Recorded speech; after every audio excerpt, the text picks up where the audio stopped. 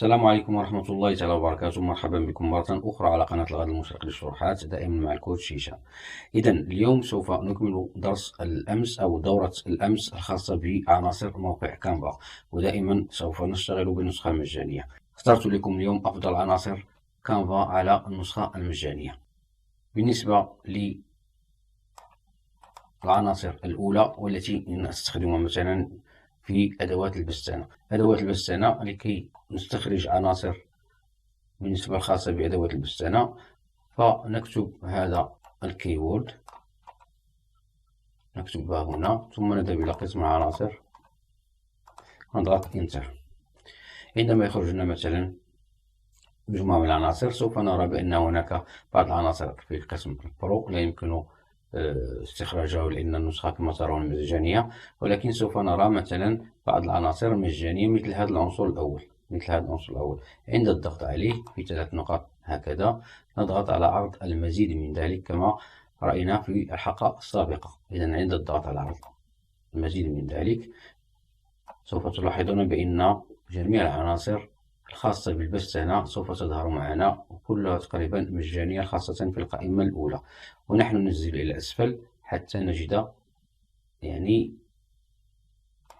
العناصر المدفوعة ها هنا، ولكن كما ترون هناك عدة عناصر مجانية، فيكفي أن نضغط على واحدة منها مثلا هذه، ثم نضغط مرة أخرى على عرض المزيد، سوف يظهر لنا مزيد من العناصر الأخرى كما تلاحظون.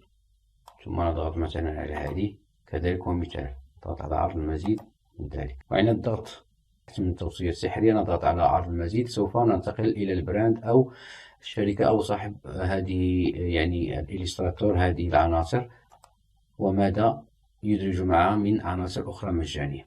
إذا هذا البراند كما تلاحظون هو الذي كتبناه ها هنا.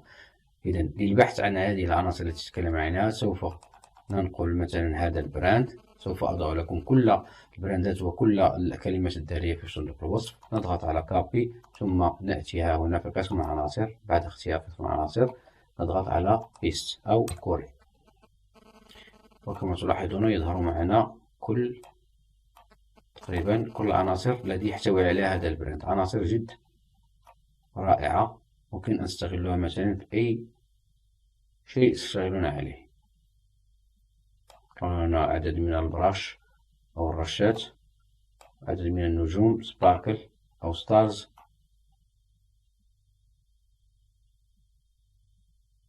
هذا النوع كذلك من البلاب، هذا النوع كذلك من الرشات أو البراش. انظروا كذلك أنواع من دودلز، النوع من النوت. هناك عدة عناصر جميلة في هذا البراند. يكفي كما قلنا أن تضغطوا عليه في قسم الوصف وتنقلون هذا البراند أو هذا التايتل، وتضعون هنا في قسم العناصر بيس وتضغطون على انتر، وسوف يظهر معكم كل شيء. أما إذا كتبتم هوم جاردن جلوفز في هذا مربع البحث فسوف تظهر لكم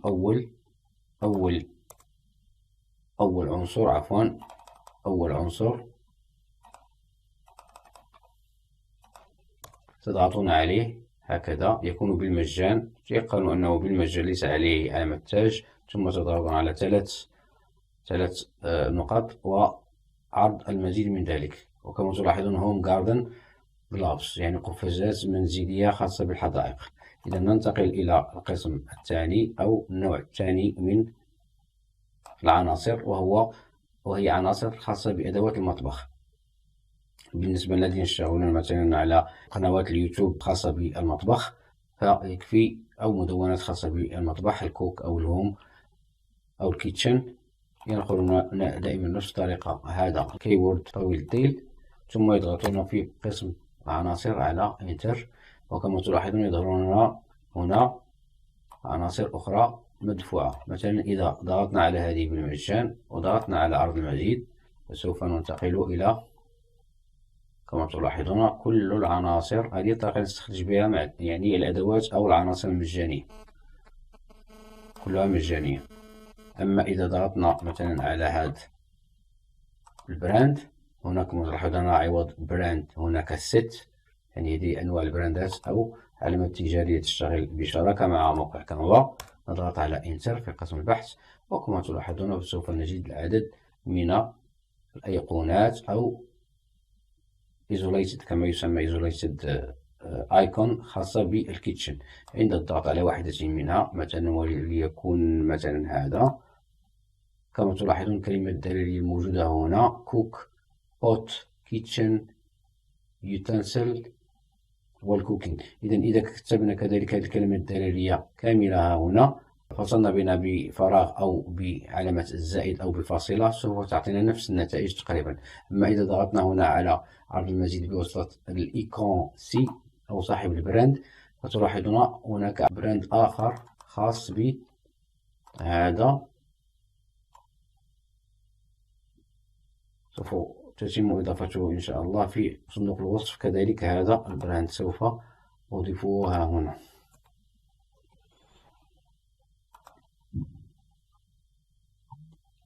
إذن هذه كانت هي أدوات أو عناصر أدوات المطبخ. سوف انظروا هناك العديد من الأيقونات مجانية كلها تشتغل على نيشات معينة، يعني كلنا سوف نستفيد منها لما نبحث فيها كثيرا. سوف نستخرج منها عدة عناصر كاملة هكذا، مثلا رسومات كرتونية للحيوانات، ومثلا عرض أي خاص بالقوة أو بالرياضة. هناك مثلا الخاص بالأسرة ها هنا، والخاص بأيقون مثلا إذا ضغطنا على عرض المزيد بالنسبة لأيقونات فواكه، انظروا ماذا سوف نستخرج، يعني براند آخر بهذا التايتل. إذا كل أيقونة مجانية إذا ضغطتم عليها وذهبتم إلى عرض المزيد سوف تجدون هناك كثير من العناصر بالمجان. إذا بالنسبة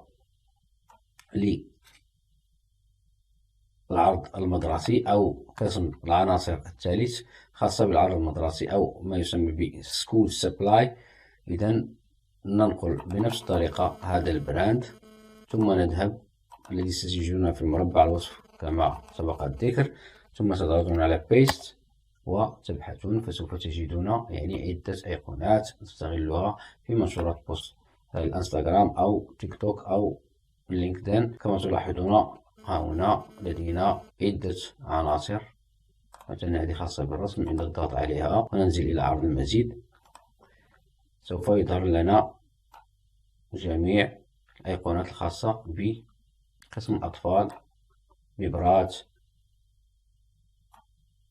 لوحة الرسم، سبورة للرسم، محبرة، يعني عدة أدوات خاصة بالمدرسة. أو نكتبها هنا، نلصق هذه الكلمة الدالية طويلة التيل ونلصقها في قسم العناصر في مربع البحث، وإن لم نجدها فيكفي أن ننقل هذا البراند. إذا ننتقل إلى القسم الرابع، هو قسم نحتاجه في منشورتنا على الانستغرام أو بوستات على الانستغرام الخاصة بالمعايدة مثلا، أو خاصة بمدونات تهتم بالأسرة أو بمنزل إلى غير ذلك. نضغط على هذا البراند بنفس الطريقة ونلصقه ها هنا في مربع البحث، وكما تلاحظون سوف تجدون هنا البراند، ولكن هذا كلمة مفتاحية طويلة التيل سوف نلصقها هنا، وانظروا على ماذا سوف نحصل. مثلا هذه بالمجان، عند الضغط عليها وعرض المزيد سوف نلاحظ بأن هناك عدة ورود تتفتح أو متحركة، كما ينص عليها هذا التكست Animated Blooming Flower Stickers، هي ملصقات متحركة للورود. انظروا جمالية هذه الأيقونات. عند الضغط على واحدة منها مثلا أخرى والضغط على عرض المزيد سوف نجد عناصر متحركة. أما إذا أردنا فقط أيقونة الورود الثابتة وليست المتحركة، فيكفي أن نكتب الكلمة الدلالية ورود ها هنا في قسم البحث، ورود، ونضغط على إنتر. كما تلاحظون سوف نحصل على عدة ورود مجانية، سواء كانت إليستراتور، ايكون، إليستراسيون، روز فلاور هاند دراون يعني مرسومة باليد، أو ويدين مناسبة الزواج. إذا كتبنا مثلا فلورا زائد ويدين مثلا، أو نكتب هنا ورود زائد عرس، سوف يعطينا يعني كلمات دلالية أو دي بوكي دو فلور خاصة بالأعراس أو الخطوبة كما تلاحظون، أو الزفاف. ها هنا مادام كتبنا كلمة الدلالية عرس، فسوف يظهر لنا أيقونات خاصة بالأعراس، أو أيقونات مثلا هذا شعار الحب مثلا، وهذا شعار الورود، شعار الزواج. إذن بهذه الطريقة نستخرج، سواء نكتب ورد أو ورود. ممكن نكتب ورد ويعطينا الإليستراسيون، أو ستيكرز كما تلاحظون متحركة بهذه الطريقة. إذا نمر إلى الخامس، وهذا القسم هو من العناصر وكذلك جميل. مثلا إذا ضغطنا على هذه الأيقونة وذهبنا إلى الآي، كما تلاحظون هنا wooden alphabet R، يعني إذا أردنا كتابة استخراج مثلا أي حرف من هذه الأيقونات، مثلا الحروف بالخشب وهي 3D ثلاثية الأبعاد، وهذه من الرخام أو من المرمر. إذا نذهب إلى قسم العناصر